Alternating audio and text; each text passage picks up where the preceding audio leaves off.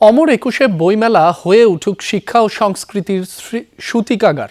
গ্রন্থমেলার উদ্বোধনের পর এ কথা বললেন প্রধানমন্ত্রী তারেক রহমান। শুধু ঢাকায় সীমাবদ্ধ না রেখে বইমেলা সারা দেশে ছড়িয়ে দেওয়ার নির্দেশ দেন তিনি। এ সময় বাংলাকে জাতিসংঘের অফিসিয়াল ভাষা হিসেবে স্বীকৃতি দেওয়ার জন্য কাজ শুরুর প্রয়োজনীয়তাও তুলে ধরেন তিনি। নিরাপদ ও মানবিক বাংলাদেশ গড়ে তুলতে প্রধানমন্ত্রী সবার সহযোগিতা চান। এবছর বাংলা একাডেমির সাহিত্য পদক প্রাপ্তদের হাতে পুরস্কার তুলে দেন প্রধানমন্ত্রী Tarique Rahman. True 700 ppm আকিশ Basir glass কেনার আগে দেখে নিলেই জিতবেন। নানা নাটকীয়তার পর অবশেষে শুরু হলো বাঙালির প্রাণের মেলা, অমর একুশে বই মেলা। এবারের প্রতিপাদ্য বহুমাত্রিক বাংলাদেশ।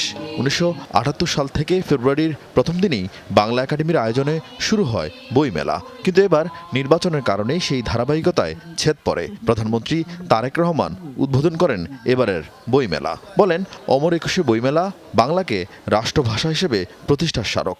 তবে ইন্টারনেটের আসক্তি তরুণ প্রজন্মকে করে তুলেছে বই বিমুখ। বইমেলা শুধু একটি নির্দিষ্ট মাসে বাংলা একাডেমি প্রাঙ্গণ ও সোহরাওয়ার্দী উদ্যানে সীমাবদ্ধ না রেখে বরং সারা বছর দেশের সব বিভাগ, জেলা ও উপজেলায় আয়োজিত করা যেতে পারে।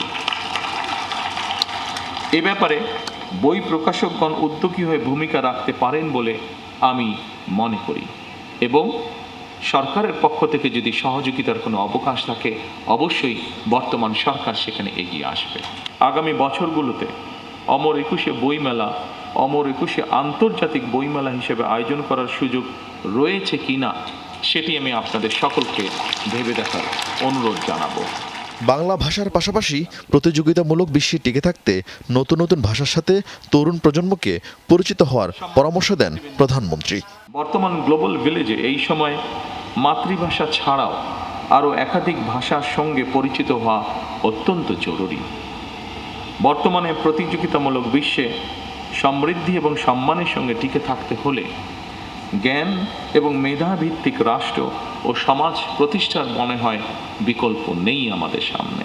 একই সঙ্গে বাংলা ভাষাকে জাতিসংঘের অফিসিয়াল ভাষা হিসেবে স্বীকৃত আদায়ের জন্য আমাদের মনে হয় কাজ শুরু করা প্রয়োজন।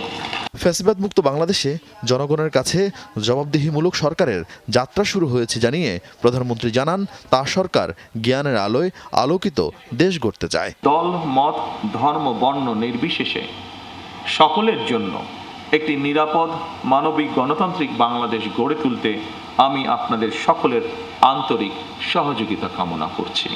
জনগণের প্রতি জবাবদিহিমূলক এ সরকার দেশটাকে জ্ঞানের আলোয় আলোকিত করতে চায়। এর আগে 8 বিভাগে 9 জন গুণী ব্যক্তির হাতে বাংলা একাডেমি সাহিত্য পুরস্কার তুলে দেন প্রধানমন্ত্রী তারেক রহমান। পরে স্ত্রী ডাক্তার জুবাইদা রহমান ও কন্যা জায়মা রহমানকে নিয়ে মেলার কয়েকটি স্টল ঘুরে দেখেন প্রধানমন্ত্রী।